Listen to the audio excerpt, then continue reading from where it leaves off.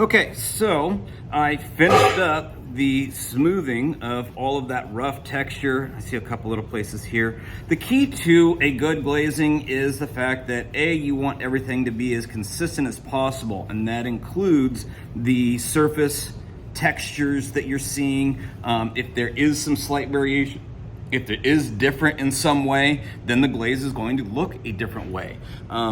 So it's very important that we make sure that we smooth this out. Now I'm just using my fingers and some water. That tends to be the easiest thing for me. If you want, you can use a flexible metal rib and you can almost like burnish the surface.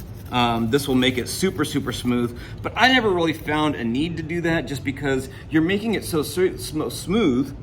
Let me try that again. You're making it so smooth, and it takes time and effort to do that, but it's just gonna get covered up with the glaze. As long as it's pretty darn close, you're fine.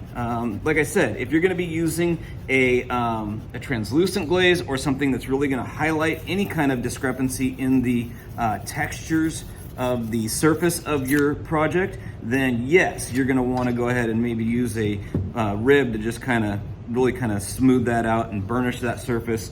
But for me, I'm probably gonna use a darker color glaze, so that's not really that important to me, okay?